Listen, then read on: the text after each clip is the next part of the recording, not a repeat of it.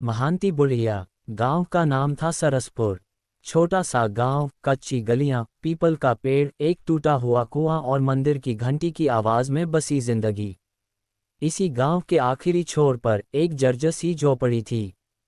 मिट्टी की दीवारें, ऊपर फूस की छत जो हर बरसात में टपकती थी। उसी झोपड़ी में रहती थी महांती बुढ़िया। लोग उसे नाम से नहीं जानते थे, बस कहते थे, अरे वही महांती बुढ़िया। उसकी उम्र कोई नहीं जानता था। शायद 70, शायद 80। उसकी कमर झुकी हुई थी, आंखें धंसी हुई, पर उनमें एक अजीब सी चमक थी, ऐसी चमक जो सिर्फ बहुत कुछ सह लेने के बाद आती है।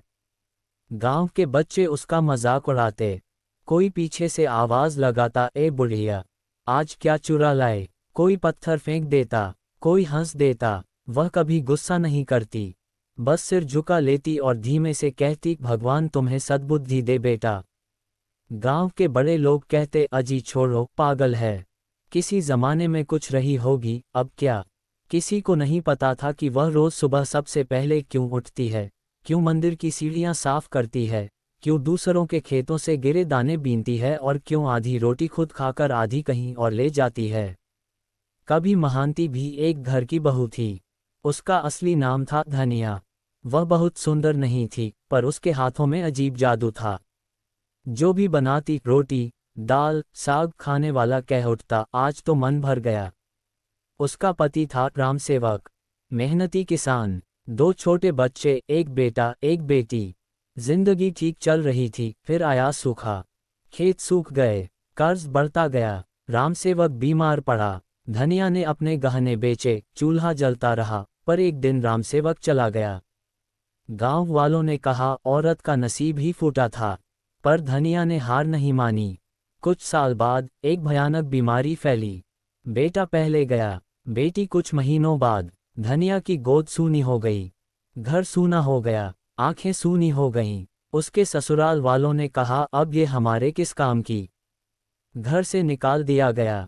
धनिया उस दिन मर नहीं पाए, पर भीतर से टूट गई। वही धनिया आज की महांती बुढ़िया थी। महांती रोज गांव गांव घूमती। कभी किसी के घर से बासी रोटी मिल जाती, कभी मंदिर से थोड़ा प्रसाद। पर अजीब बात यह थी कि वह कभी सब कुछ खुद नहीं खाती। लोग देखते, वह खाना कपड़े में बांधती और जंगल की ओर चली जाती।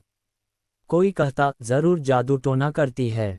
कोई कहता, भूत प्रेत पाल रखे हैं। असल सच्चाई कोई नहीं जानता था। एक दिन गांव में नया मास्टर आया, राघव मास्टर। पढ़ा लिखा, समझदार। उसने देखा महांती मंदिर की सीढ़ियां साफ कर रही थी, जबकि खुद भूखी थी। उसने पूछा, माँ, ये सब क्यों करती हो। महांती बोली, बेटा, हाथ चलें तो मन हल्का रहता है। राघव को शक हुआ। एक दिन उसने उसका पीछा किया। महांती जंगल के भीतर गई, एक पुरानी टूटी झोपड़ी के पास रुकी। वहां 3 अनाथ बच्चे थे, नंगे पैर, भूखे, कांपते हुए। महांती ने वही आधा खाना उन्हें दे दिया, खुद बस पानी पीकर बैठ गई। राघव की आंखें भर आईं। अगले दिन राघव ने गांव में सबको बताया। पहले सब हंसे, फिर चुप हो गए। जिस बुढ़िया को वे पागल कहते थे, वह अपनी भूख मारकर दूसरों की भूख मिटा रही थी। जिसे वे बोझ समझते थे, वह इंसानियत ढो रही थी। गांव वालों को शर्म आई। एक ठंडी रात महांती झोपड़ी में लेटी थी। तेज बुखार, सांस उखड़ रही थी। सुबह जब लोग पहुंचे तो वह शांत पड़ी थी। चेहरे पर एक सुकून था, जैसे कह रही हो, अब कोई भूखा नहीं रहेगा। उसके पास कुछ नहीं था, न पैसा, न जमीन, बस एक पुराना कपड़ा और एक कागज। उस कागज पर लिखा था, अगर कोई भूखा दिखे तो पहले उसे खिलाना, यही मेरी पूजा है। आज सरसपुर में महांती रसोई चलती है। हर भूखा वहां खा सकता है। कोई जाति नहीं, कोई भेद नहीं। मंदिर के पास महांती की छोटी सी मूर्ति है। लोग आज भी कहते हैं, वह बुढ़िया मर नहीं सकती, क्योंकि महानता कभी नहीं मरती।